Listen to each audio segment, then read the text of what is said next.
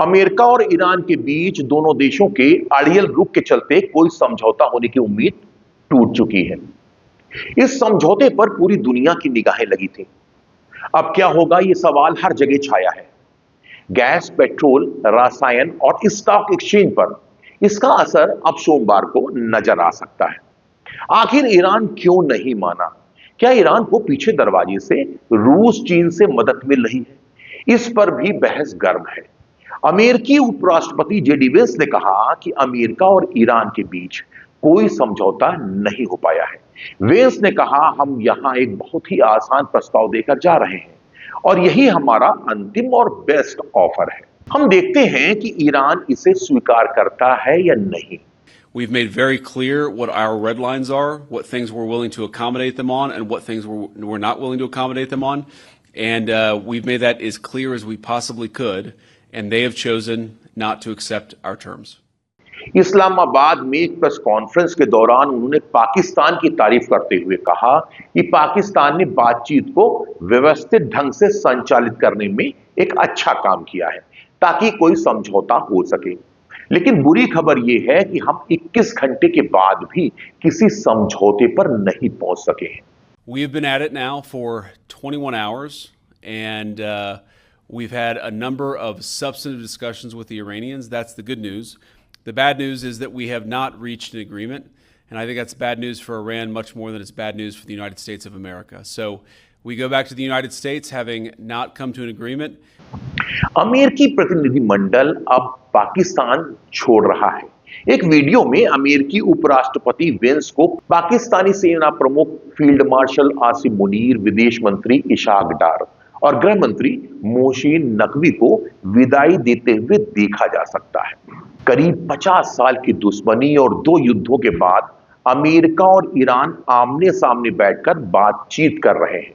America और Iran के बीच शुरू हुई बातचीत को एक बड़े बदलाव के रूप में देखा जा सकता था और यह विश्व के दबाव के साथ साथ दोनों पक्षों के उच्च स्तर के प्रतिनिधित्व और बातचीत की इच्छा के कारण ही संभव हुआ था। डोनाल्ड ट्रंप के प्रति पूरे क्षेत्र में जबरदस्त आक्रोश है, ये सबको मालूम है।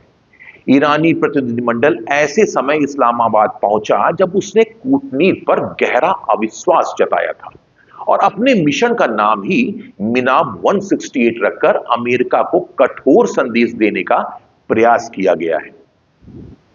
पिछले साल और इस साल अमेरिका के साथ उसकी बातचीत अघोषित युद्ध की वजह से टूटती रही है और इसके लिए ईरान अमेरिकी राष्ट्रपति डोनाल्ड ट्रंप के अड़ियल और अप्रत्याशित व्यवहार को ही वजह बताता रहा है। इसीलिए ईरान ने वरिष्ठ अमेरिकी अधिकारियों के साथ उपराष्ट्रपति जेडी वेंस से बातचीत की शर्त रखी थी। इस अमेरिकी प्रतिनिधिमंडल की अगुवाई खुद जेडी वेंस कर रहे थे। यह पहला मौका नहीं है जब अमेरिका और ईरान समझौते की टेबल पर आकर खाली हाथ वापस लौट रहे हैं। साल 2015 में जब ईरान और विश्व शक्तियों के बीच परमाणु समझौता हुआ था, तब इसमें 18 महीने का वक्त लगा था। इस इस्लामाबाद में वार्ता खत्म होने से पहले ईरानी विदेश मंत्रालय के प्रवक्ता इस्माइल बाकेई ने एक्स पर लिखा कि पाकिस्तान के मध्यस्थता के तहत सुबह शुरू हुई कठिन वार्ता अब तक बिना किसी रुकावट के जारी है। इस दौरान दोनों पक्षों के बीच कई संदेशों और लिखित मसौदों पर आदान प्रदान भी हुआ है। ईरानी विदेश मंत्रालय ने कहा कि इन वार्ताओं के दौरान होर्मुज़ स्ट्रेट, परमाणु मुद्दे, जंग में हुए नुकसान के मुआवजे, प्रतिबंधों को हटाने और क्षेत्र में जंग की पूर्ण समाप्ति पर भी चर्चा हुई है। हालांकि बातचीत खत्म होने से पहले ही अमेरिकी राष्ट्रपति डोनाल्ड ट्रंप ने पत्रकारों से कहा था कि ईरान के साथ समझौता होता है या नहीं, इससे कोई फर्क नहीं पड़ता। अरे भाई, जब फर्क ही नहीं पड़ता तो फिर वार्ता किस लिए की गई थी? Militarily defeated, and now we're going to open up the Gulf with them, with or without them, but that'll be open. We're going to be, or the Strait as they call it, and I think it's going to go pretty quickly. And if it doesn't, we'll be able to finish it off one way or the other. It's going well. The Navy's gone, the Air Force is gone, all anti-aircraft is gone. The leaders are gone. The whole place is gone. So we'll see how it turns out. So it's JD, it's Steve, and Jared. They have a good team, and they meet tomorrow. We'll see how it all works. You're not going to let them follow this radar, are you? A bit careless. No, we're not going to let that. It's international water. If they're doing that, nobody knows if they're doing that. But if they're doing that, we're not going to let that happen. What would a good deal look like for you? No nuclear weapon, number one. You know, I think it's already been regime change, but we never had that as a criteria. No nuclear weapon. That's 99% of it. More booze as well? Yeah, but that'll open up automatically. The answer is yes, but the strait will open up.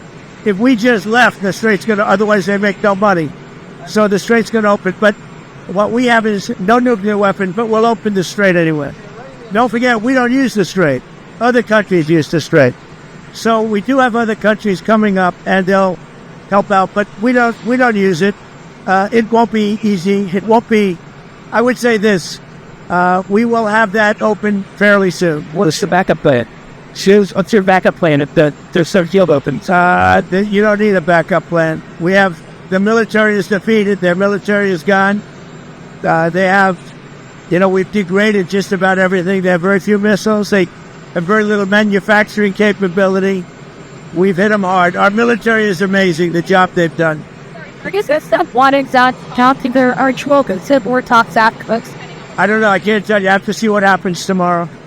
They've been talking for 47 years with other presidents, and we're not doing much talking. Thank you very much. Thank you. क्या America का इस वार्ता के पीछे कोई गुप्त agenda काम कर रहा है? पूरी दुनिया ऊर्जा सप्लाई की किल्लत और रसायनों की कमी से जूझ रही है और इस संकट के जल्द समाधान का रास्ता निकालने पर जोर भी दिया जा रहा है, वो चाहे यूरोपीय देश हो या एशिया कॉन्टिनेंट के दूसरे देश। भारत भी सधी हुई निगाह से इस पूरे प्रकरण पर नजर बनाए हुए है कि इस्लामाबाद किस तरह से और कैसे इस पूरे प्रकरण को और बातचीत को मैनेज कर रहा है। उधर फ्रांस के राष्ट्रपति इमैनुअल मैक्रोन ने ईरान से इस अवसर का फायदा उठाने और स्थायी तनाव को कम करने का रास्ता निकालने की अपील भी की है। मैक्रोन ने एक्स पर पोस्ट करके बताया कि उन्होंने मसूद पेजिशकियन से बात की और क्षेत्रीय सुरक्षा गारंटी वाले समझौते पर जोर दिया जिसमें सभी देश शामिल हों। साथ ही होर्मुज स्ट्रेट को फिर से खोलने की मांग की और लेबनान समेत पूरे क्षेत्र में संघर्ष विराम को महत्वपूर्ण बताया है। हालांकि ट्रंप और ईरान के अड़ियल रुख से अभी इसमें और वक्त लग सकता है क्योंकि अमेरिका का सहयोगी इजराइल ईरान के परमाणु निरस्त्रीकरण पर शुरू से जोर दे रहा है। जेडी वेंस ने ईरान के परमाणु कार्यक्रम को लेकर सवालों के जवाब देते हुए कहा था कि हमें ईरान से साफ और ठोस जवाब चाहिए कि वह ना तो परमाणु हथियार बनाने की कोशिश करेगा और ना ही उसके साधन जुटाएगा जिनसे वे आने वाले समय में परमाणु हथियार बना सके। उन्होंने इसे डोनाल्ड ट्रंप का मुख्य लक्ष्य भी बताया। हालांकि अमेरिका बार बार कहता रहा है कि ईरान का परमाणु कार्यक्रम तबाह कर दिया गया है। ईरान की फ्रीज की गई संपत्तियों पर भी बातचीत हुई है जो ईरान की प्रमुख मांग में शामिल रहा है। इधर पाकिस्तान में बातचीत जारी थी तो उधर ट्रंप व्हाइट हाउस में मीडिया से बात कर रहे थे और अपने बड़बोलेपन को उजागर भी कर रहे थे। ट्रंप ने फिर दोहराया कि अमेरिका ने ईरान की वायुसेना, नौसेना और लीडरशिप को पूरी तरह से खत्म कर दिया है और अब होर्मुज स्ट्रेट खोलने पर काम कर रहे हैं, लेकिन नाटो पर तंज कसने से वे नहीं चूके। ट्रंप ने कहा कि अमेरिका यह काम उन देशों के लिए कर रहा है जो डरपोक, कमजोर और मतलबी हैं और हमें संघर्ष में नाटो से मदद नहीं मिली। उधर अमेरिकी सेंटकॉम ने एक्स पर दावा किया अमेरिकी नौसेना होर्मुज स्ट्रेट में बारूदी सुरंग हटाने की तैयारी कर रही है और 2 जहाज वहां से गुजर चुके हैं और सेंटकॉम ने जानकारी दी कि अमेरिकी बलों ने होर्मुज स्ट्रेट में बारूदी सुरंगों को हटाने का काम शुरू कर दिया है और अमेरिकी नेवी के 2 गाइडेड मिसाइल डिस्ट्रॉयर ने इस अभियान को अंजाम दिया है जिसमें यूएसएस फ्रैंक ई पीटरसन और USS Michael Murphy Hormuz strait से होकर गुजर रहे हैं। सेंटकॉम के कमांडर एडमिरल ब्रैड कूपर ने कहा है कि हमने एक नया रास्ता बनाने की प्रक्रिया शुरू कर दी है और हम जल्द ही इस सुरक्षित मार्ग को समुद्री इस्तेमाल के साथ साझा करेंगे ताकि निर्बाध कमर्शियल आवाजाही किया जा सके। हालांकि ईरान ने इस दावे को पूरी तरह से खारिज कर दिया। मीडिया रिपोर्ट्स के मुताबिक ईरान ने अमेरिका का दावा पूरी तरह से खारिज करते हुए बताया कि कोई भी जहाज हमारी इजाजत के बगैर यहां से गुजर नहीं सकता। ईरान और अमेरिका के बीच बातचीत में सबसे बड़ी बाधा रहे लेबनान के मुद्दे पर इजराइल के प्रधानमंत्री बिन्यामिन नेतन्याहू ने भी अपना पक्ष रखा है। दरअसल ईरान की शर्त थी कि युद्ध विराम में लेबनान को भी शामिल किया जाए। नेतन्याहू ने कहा कि लेबनान ने पिछले 1 महीने में कई बार बातचीत शुरू करने के लिए संपर्क किया है।